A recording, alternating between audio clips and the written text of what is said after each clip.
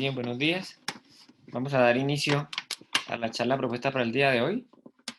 Vamos a hablar del mal llamado terapia puente en cirugía vascular. Vamos a ver por qué no debemos utilizar con frecuencia el término terapia puente. Mi nombre es César Cedí, el Fellow de Medicina Vascular de primer año de la Universidad de Antioquia. Vamos a enfocarnos, vamos a hacer una pequeña introducción. Vamos a hablar del riesgo tromboembólico, del riesgo hemorrágico, del manejo perioperatorio más que una terapia puente y finalmente unas conclusiones. Y es que, por ejemplo, en fibrilación auricular, cuando los pacientes reciben anticoagulación, se disminuye un 64% la probabilidad de una embolia sistémica y en un 26% la probabilidad de mortalidad. Antes del 2009 lo único que teníamos era antagonistas de la vitamina K. Y después de muchos análisis nos hemos dado cuenta, a través de diferentes estudios observacionales y en algunos estudios clínicos, que la terapia puente no siempre es tan beneficiosa. En Estados Unidos, más de 2 millones de personas reciben anticoagulantes. De esos, 250.000 requerirán algún tipo de procedimiento. Y uno de cada 10 pacientes que toman warfarina requerirá un procedimiento. Y uno de los problemas más grandes es que estos pacientes tienen, en parte, polifarmacia. Quisiéramos, como en el caso de la Cenicienta, tener una zapatilla que encaje para todos nuestros pacientes, pero nos damos cuenta que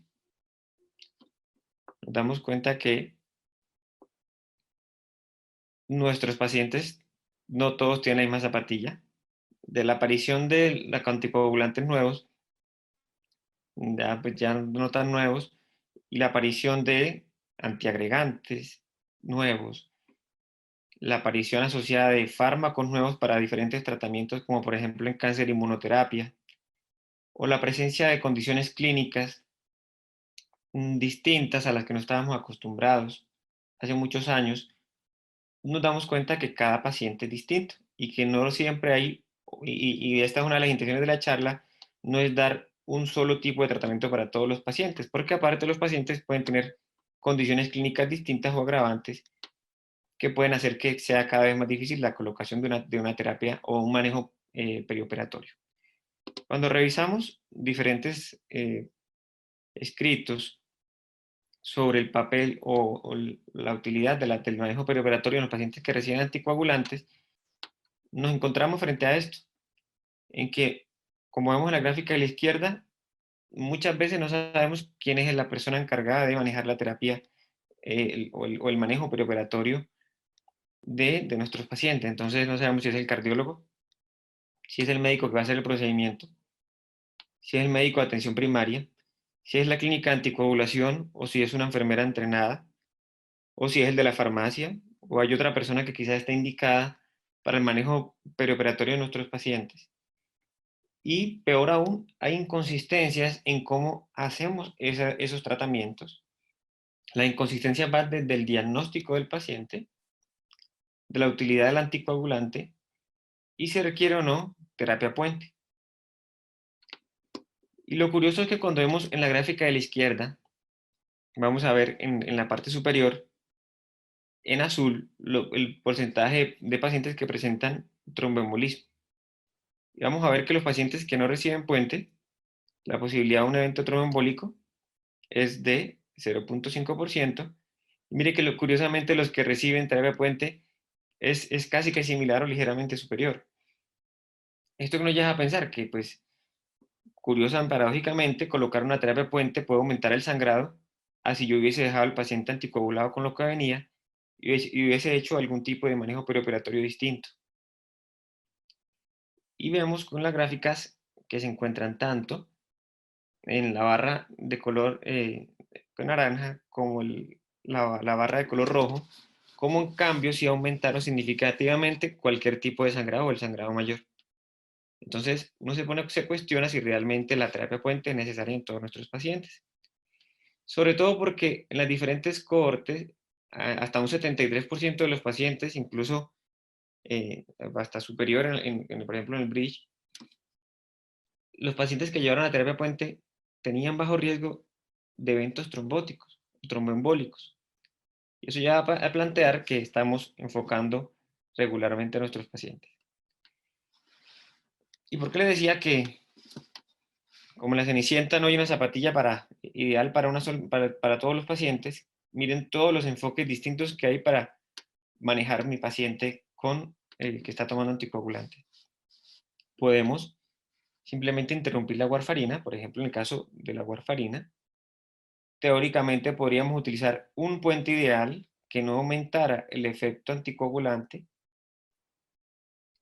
pero no vamos a ver que no es así.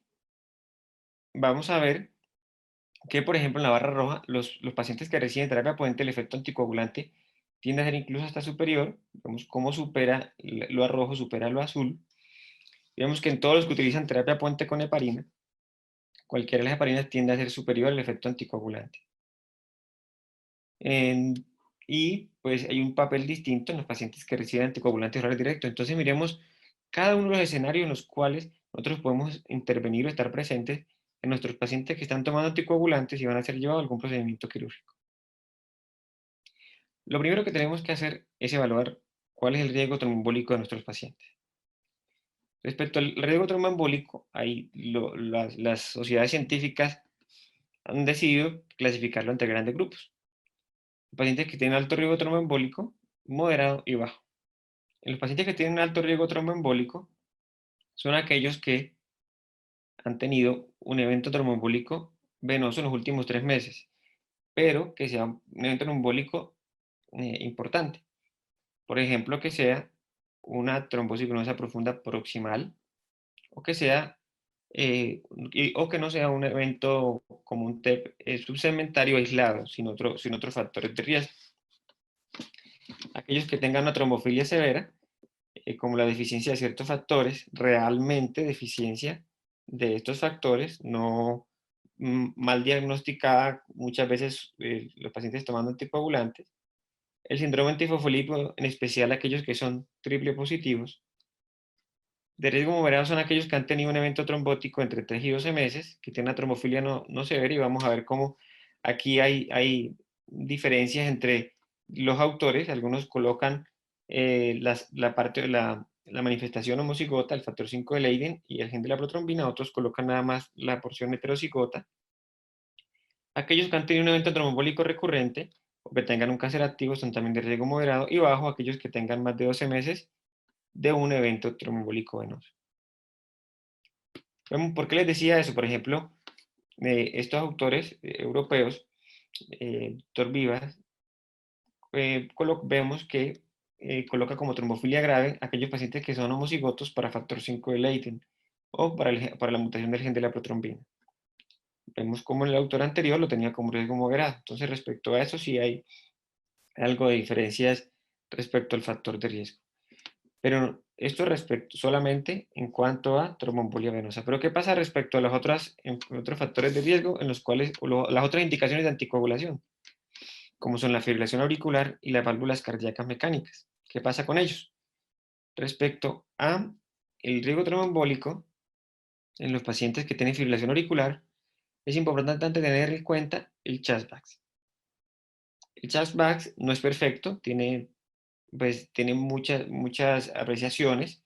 Por ejemplo, pues el CHASVAX de 5 o de 6 no es lo mismo en un paciente que tenga una tasa de filtración mayor de 50, entre 30 y 50 o menor de 30.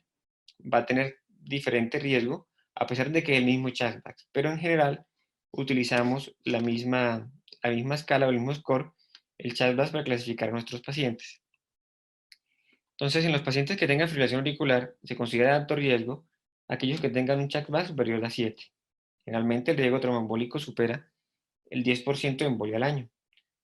Aquellos que han tenido un evento embólico sistémico en los últimos 3 meses o que tengan una enfermedad valvular reumática. Es moderado aquellos que tengan un CHASVAX de 5 a 6, donde el riesgo embólico es de 5 a 10% por año, que tengan una embolia previa superior a 3 meses, y bajo aquellos que tengan un CHASVAX de 1 a 4, que generalmente confiere un riesgo menor al 5% de embolia al año, o que nunca hayan tenido un evento embólico previo. Respecto a los que utilizan válvula mecánica, se considera pacientes de alto riesgo aquellos que tengan una prótesis mitral en posición mitral, a aquellos que tengan una válvula de tipo boli jaula, que es antigua, a aquellos que tengan una válvula aórtica de disco basculante, o aquellos que hayan tenido un evento trombótico en los últimos 6 meses. Moderado a aquellos que utilizan una válvula aórtica, biliflet, o que tengan pues, asociado un factor de riesgo adicional, como fibrilación auricular, que hayan tenido un stroke, que tengan ataque isquémico transitorio, que sean hipertensos, diabéticos, que tengan falla cardíaca o que sean mayores de 75 años. Y bajo riesgo aquellos pacientes que tengan una válvula biliflet sin otros factores de riesgo. También el siguiente paso es evaluar el riesgo de sangrado. El riesgo de sangrado depende de varios factores. Uno de ellos es el procedimiento que se le va a realizar al paciente. Vamos a ver que en la mayoría de publicaciones encontramos que la cirugía vascular, en especial aquellos procedimientos que requieran intervención arterial, se consideran procedimientos de alto riesgo de sangrado. O de riesgo incierto, por ejemplo, aquellos pacientes que se le hace manejo endovascular con stent de la aorta descendente. Otras sociedades científicas, por ejemplo, esto es de el Grupo Europeo considera, por ejemplo, de los procedimientos que hace angiología y cirugía vascular, bajo riesgo de sangrado aquellos que se van a llevar a flerectomía, procedimientos percutáneos arteriales que requieran un introductor menos de 8 French, o fístulas arteriovenosas sencillas. De moderado riesgo aquellas reparaciones endovasculares de aneurismas, cirugías de cabeza y cuello, bypass extraanatómicos, procedimientos percutáneos arteriales que ofrecen un introductor mayor de 8 French, revascularización arterial o venosa profunda en miembros inferiores, eh, fístulas arteriovenosas complejas y de alto riesgo aquella cirugía abierta toracotomía.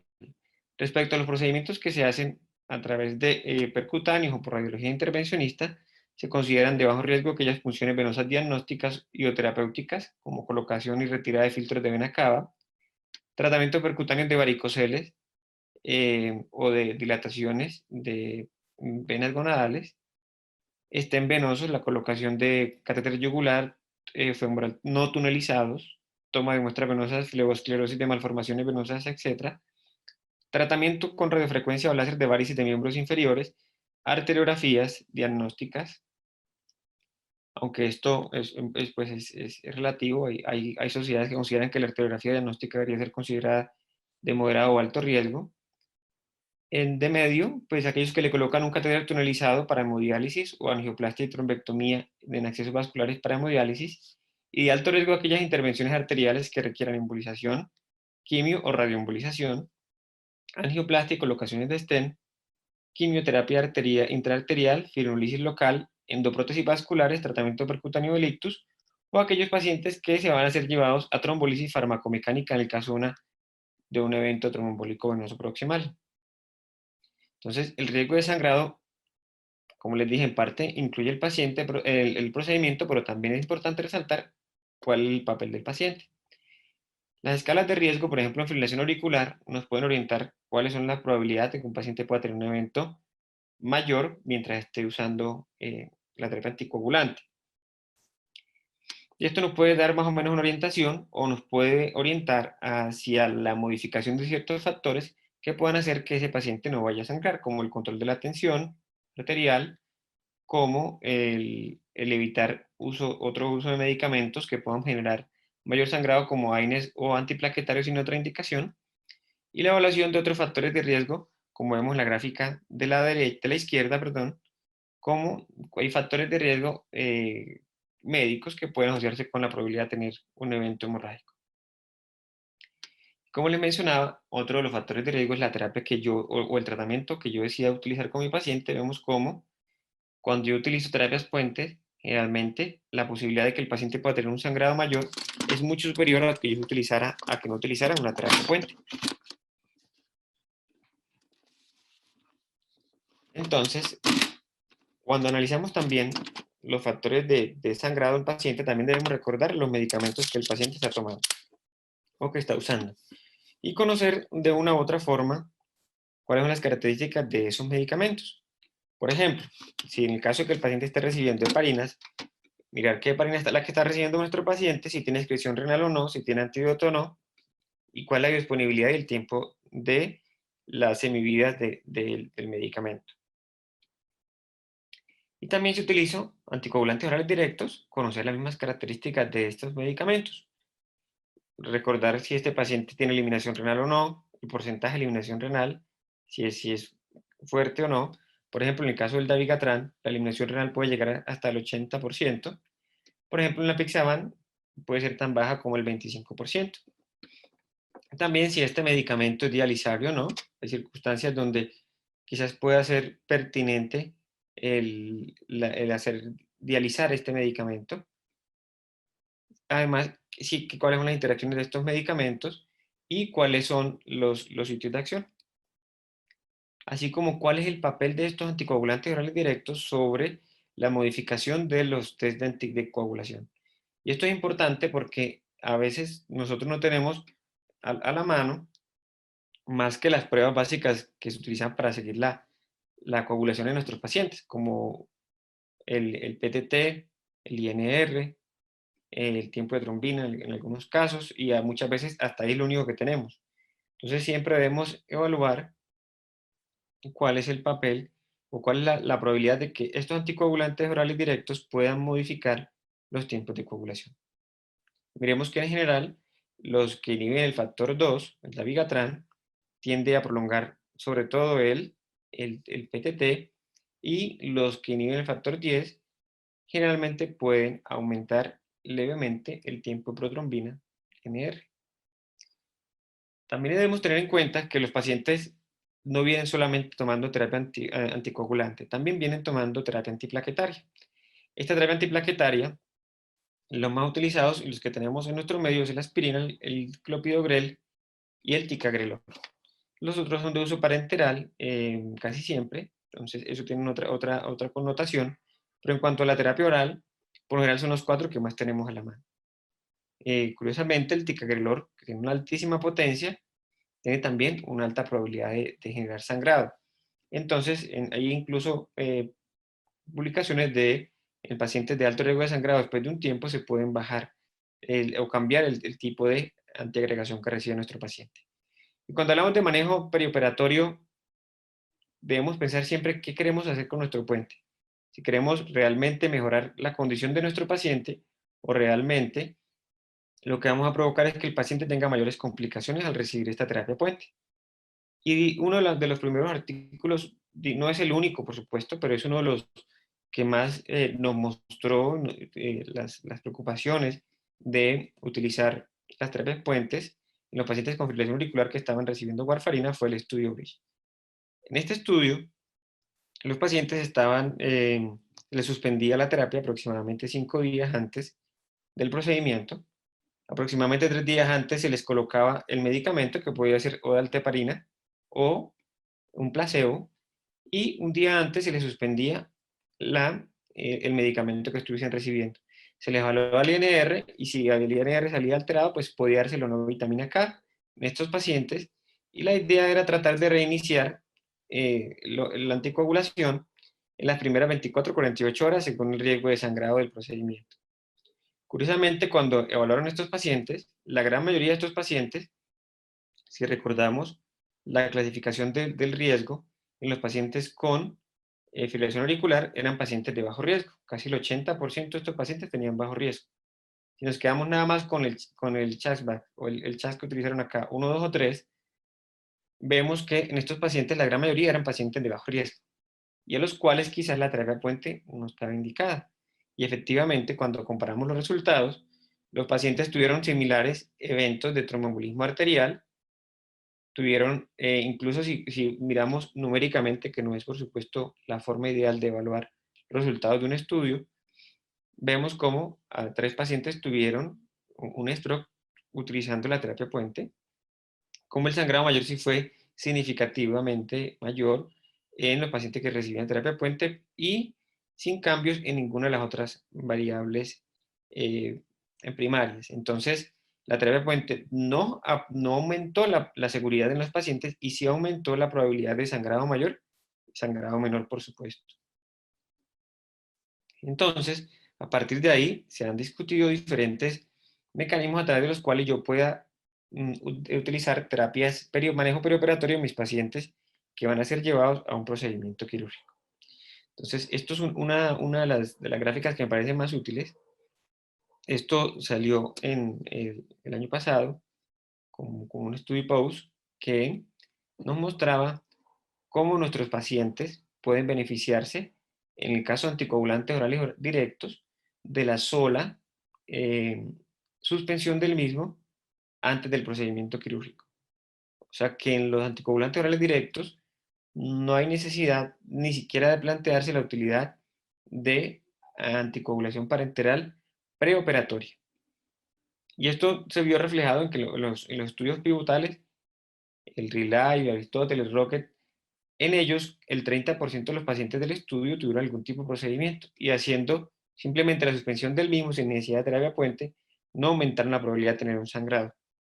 Entonces, vemos cómo preoperatoriamente los pacientes, por lo general, no requieren ningún tipo de manejo puente cuando están utilizando este tipo de terapias de anticoagulación orales directas. Sí es importante que a los pacientes se les conozca cuál es el riesgo de sangrado del procedimiento que se le va a realizar, simplificándolo en pacientes de alto y bajo riesgo. Y también es importante conocer la función renal de mi paciente, porque la depuración del medicamento quizás se demore más en aquellos pacientes que tengan una tasa de filtración menor de 50 mililitros minutos, en especial en el dabigatran, como les mencionaba, que su eliminación renal es cerca del 80%.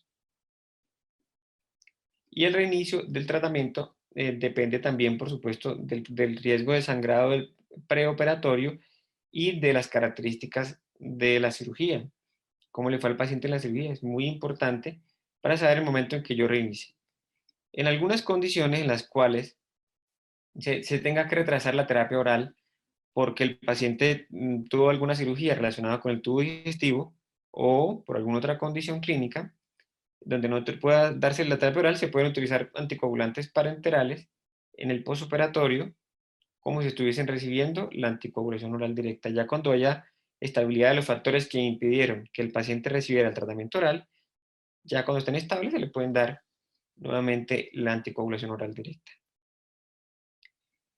Entonces, ¿qué es lo que debemos hacer cuando nosotros evaluamos nuestro paciente antes de un procedimiento quirúrgico?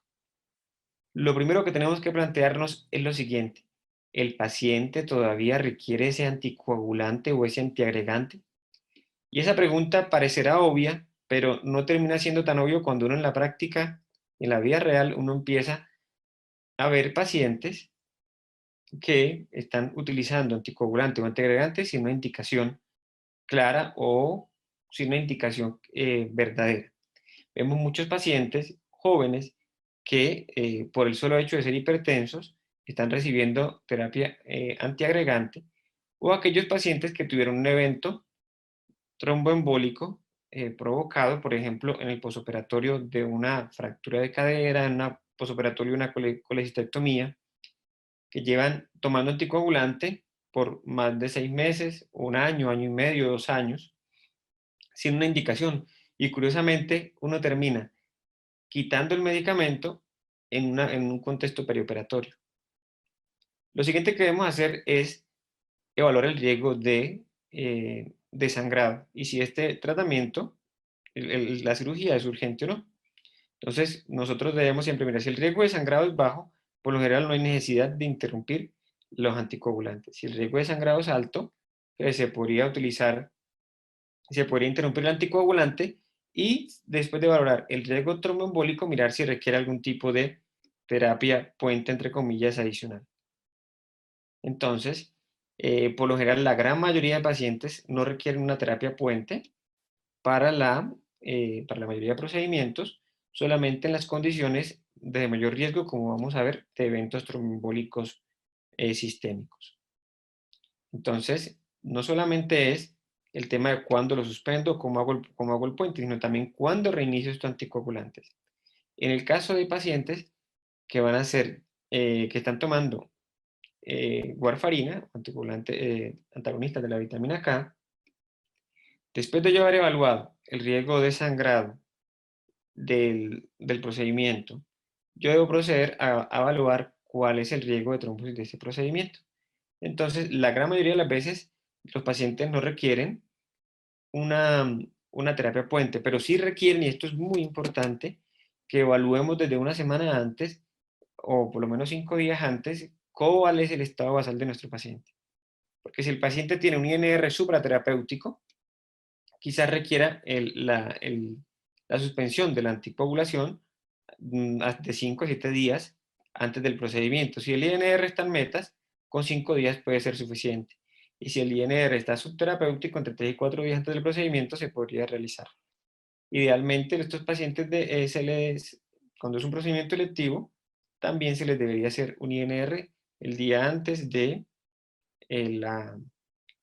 procedimiento. Respecto a los anticoagulantes orales directos, como les mencioné, no me voy a profundizar mucho en estos. No es necesario hacer terapias puentes, pero sí es importante conocer la tasa de filtración de mi paciente para saber el tiempo en que yo debo interrumpir previamente el procedimiento, el anticoagulante antes de un procedimiento electivo.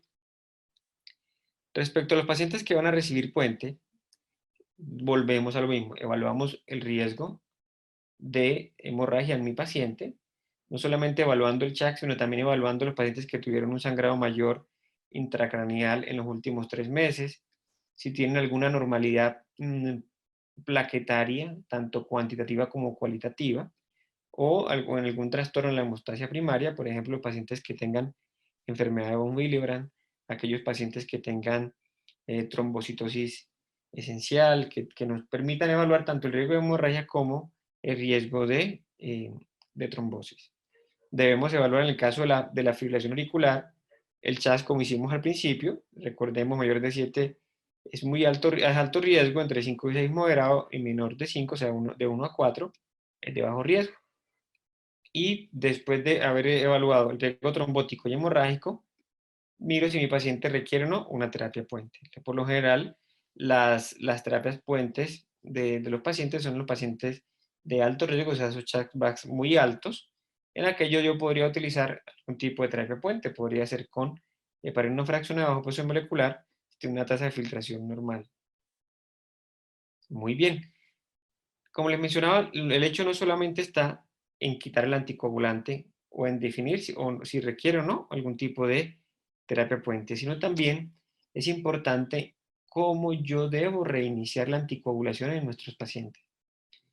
Y es algo que es esencial y algo que tenemos que hacer siempre en nuestro paciente, es hacer una evaluación integral del paciente en el postoperatorio.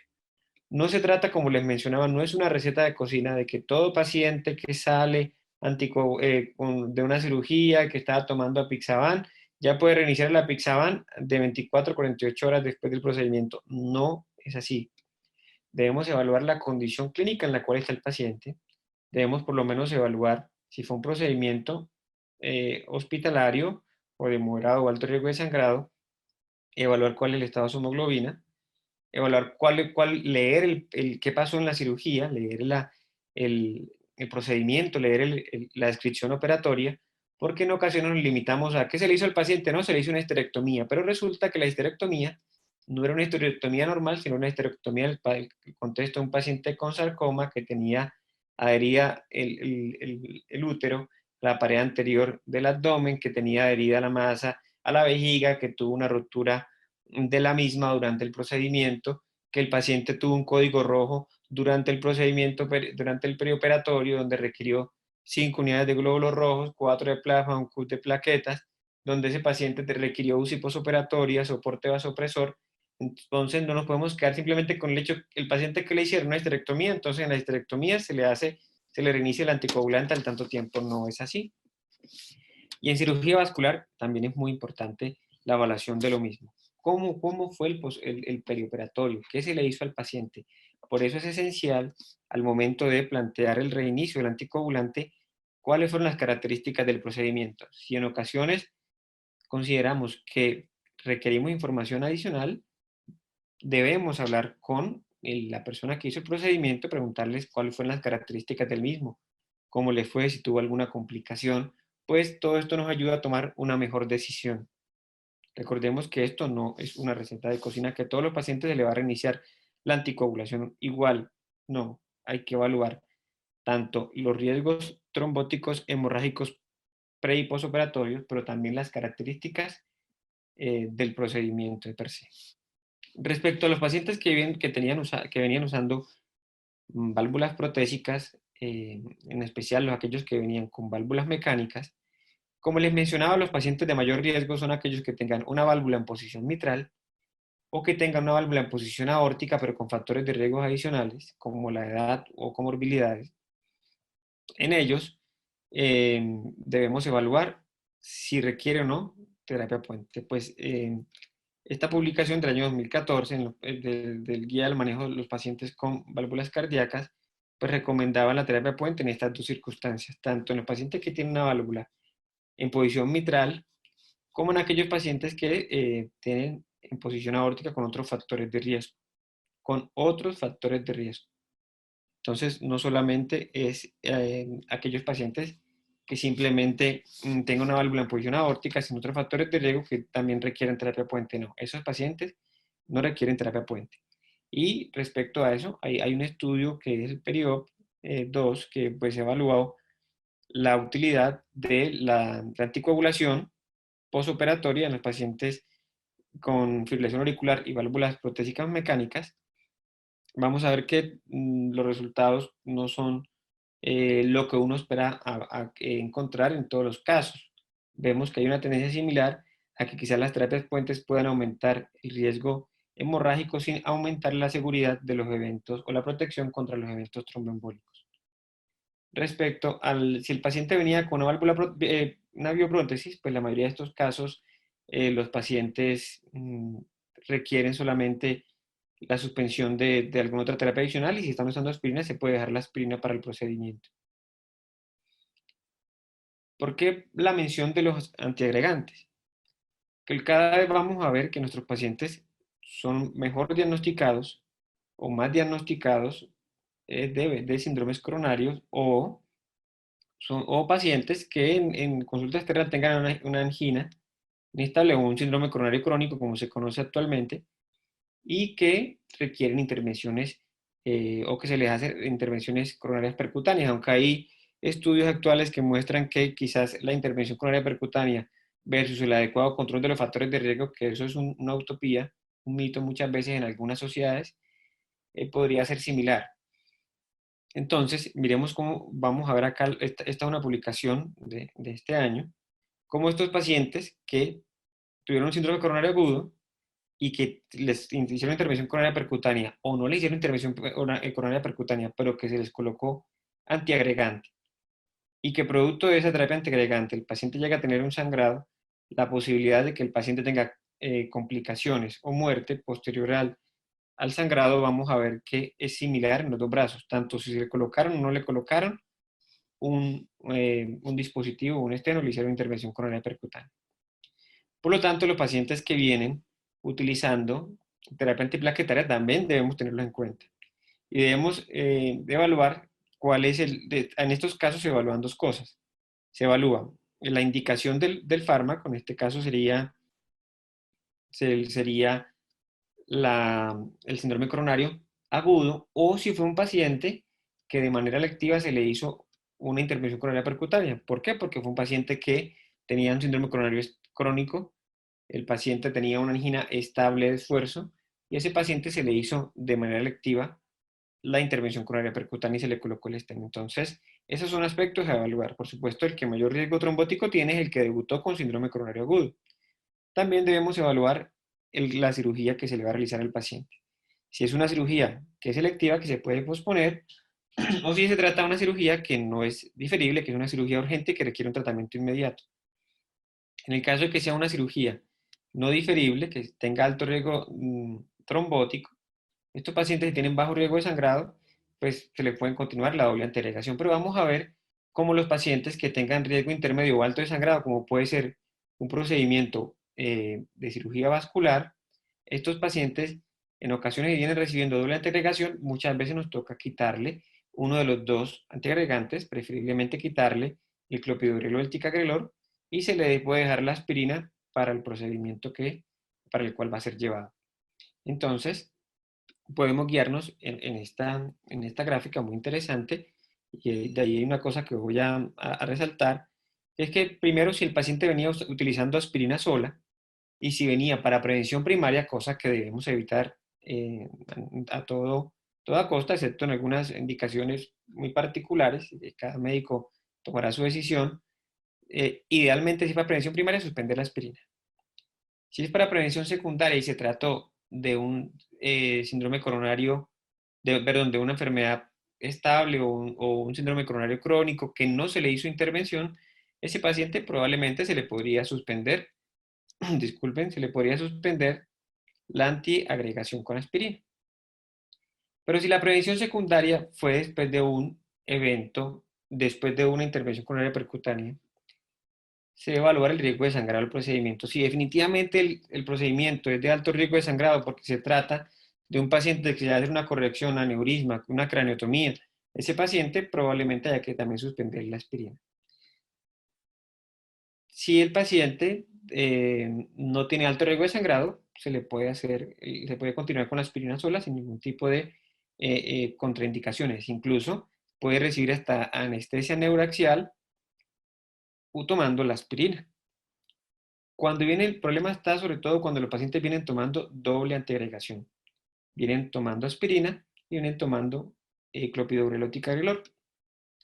Si se trata de un paciente que no tuvo un síndrome coronario agudo, y que fue una intervención electiva, si solamente se le hizo angioplastia con balón, ese paciente puede suspendérsele la doble antiagregación aproximadamente las 2 semanas para poder realizar un procedimiento.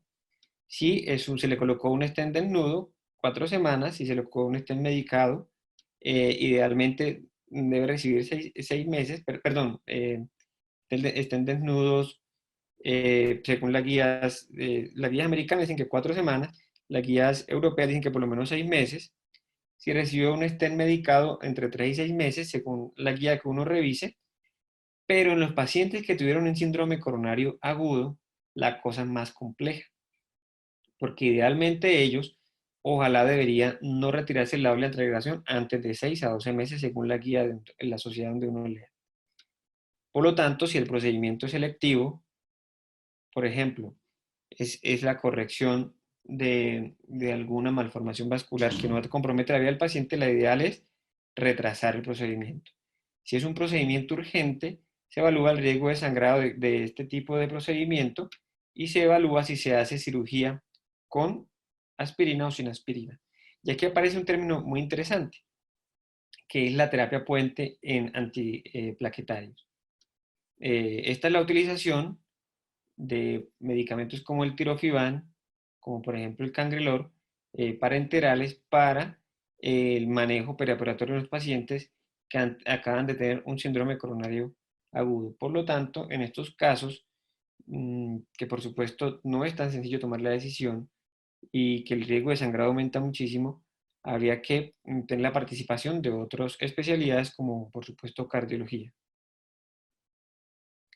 Respecto a la colocación de filtros, que es otra de las discusiones que muchas veces tenemos, no hay una clara indicación de que todos los pacientes hay que colocarle un filtro en un perioperatorio, en el caso de una enfermedad tromboembólica venosa.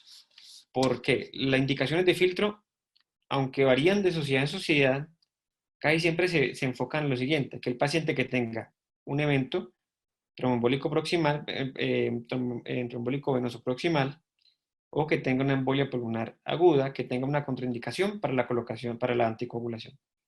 Porque el paciente tenga un sangrado activo, porque el paciente requiera un procedimiento urgente o emergente en las primeras 3 a 4 semanas del evento tromboembólico, pues la colocación del filtro está ahí. Pero la colocación de un filtro profiláctico en los pacientes que van a ser llevados a cirugía no está indicado, incluso si la cirugía es una cirugía con alta probabilidad de tener eventos trombóticos, como por ejemplo puede ser que el paciente haya tenido una tromboembolia venosa hace aproximadamente 6 meses, pero le van a hacer alguna cirugía por cáncer. Ese paciente, a pesar de que tiene un alto riesgo trombótico aún, la indicación del filtro ahí no es muy clara.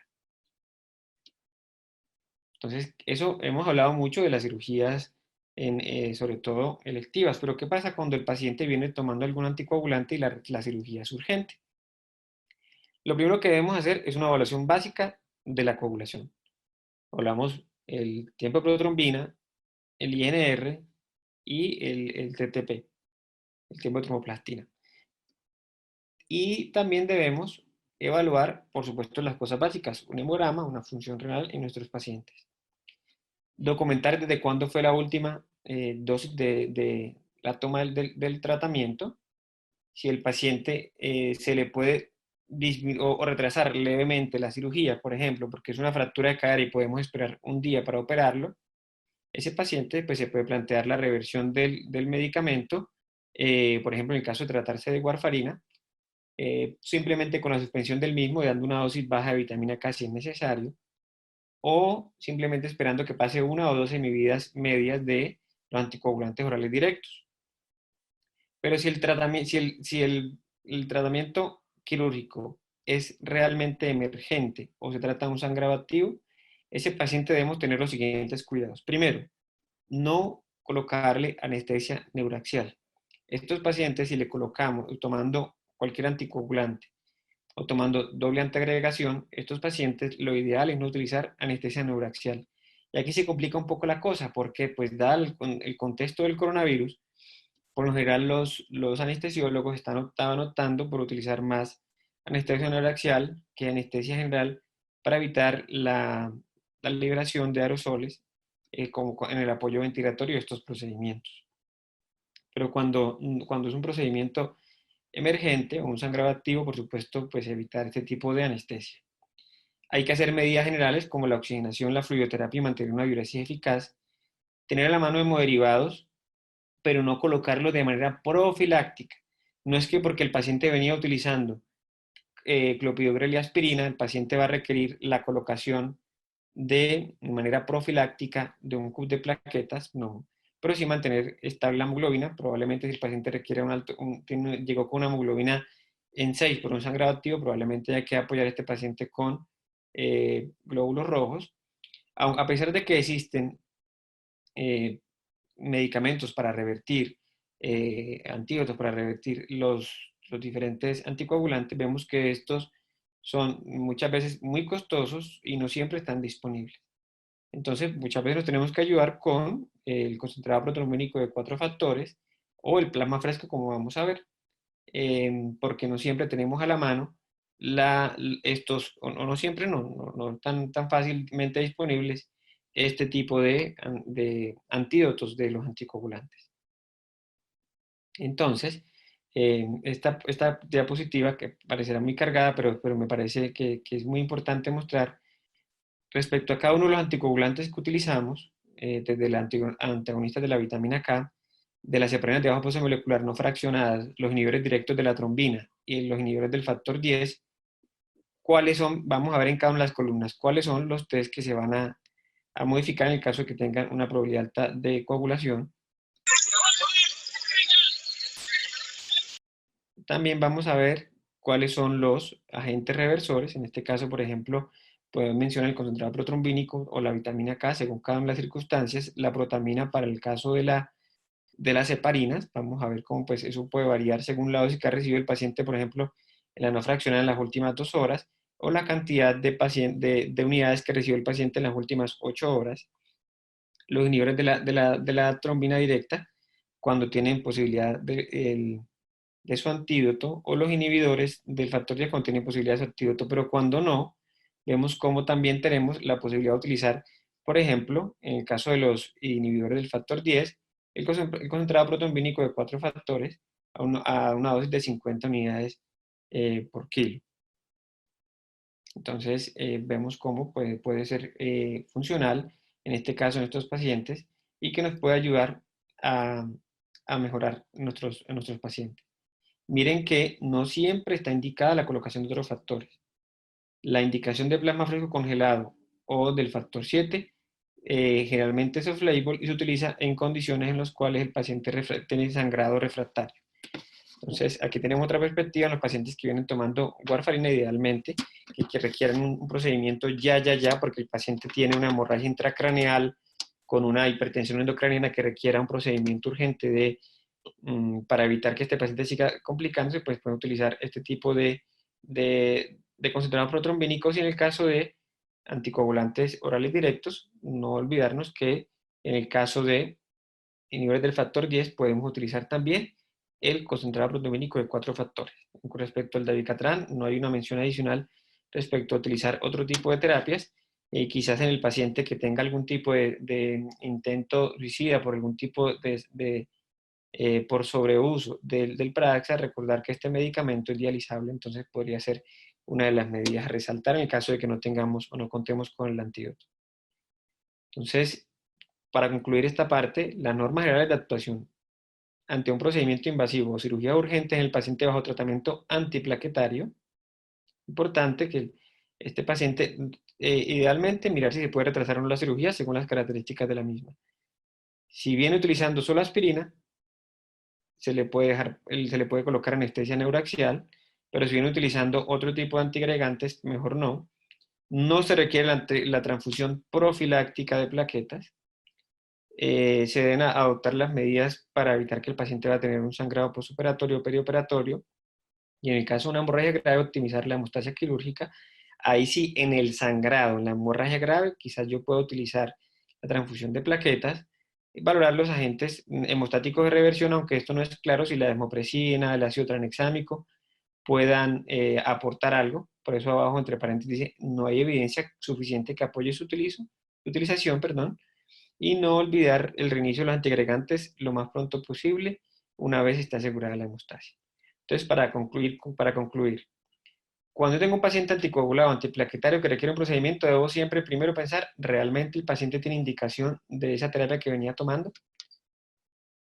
Después evaluar el riesgo tromboembólico, basados en la indicación de la anticoagulación, si es un evento tromboembólico venoso, si es una fibrilación auricular o si es portador de una válvula mecánica. Ojo, la cosa se complica, como les mencionaba, con el zapato de la Cenicienta porque hay más indicaciones, como por ejemplo los pacientes que tengan dispositivos de asistencia ventricular, que también están anticoagulados, pacientes que están en terapia puente, como por ejemplo el ECMO, y después de eso valorar el riesgo de sangrado, que el riesgo de sangrado depende del procedimiento que se le va a realizar, del paciente y del medicamento que está tomando el paciente. Y por supuesto del paciente me refiero a las características del mismo. Y la decisión conjunta se debe tomar incluyendo incluso al paciente. Se debe tomar entre el médico tratante, entre el anestesiólogo y entre el que va a hacer el procedimiento. Porque muchas veces uno ve que en el texto dice que X procedimiento tiene bajo o intermedio riesgo de sangrado, pero cuando usted le pregunta al cirujano, le dice sí, pero la aorta que voy a intervenir es una aorta que tiene estas características anatómicas, este paciente ya es a la segunda operación, este paciente ha tenido fugas en sus prótesis previamente, entonces eso siempre es importante resaltar, todos deben participar para tomar la mejor decisión. Segundo, realmente, el otro debemos hacer, ¿es realmente necesaria la terapia puente? Si la necesita, debemos siempre tener mucha precaución porque el paciente puede tener mayor riesgo de sangrado en el perioperatorio. Finalmente, después de haberse operado el paciente, leer la descripción operatoria y comunicarse con el grupo quirúrgico, revisar bien cuáles fueron las características de la cirugía y después de haber hecho todo esto, reiniciar la anticoagulación, la antiagregación, cuando la hemostasia se encuentre asegurada por lo menos. Muchísimas gracias.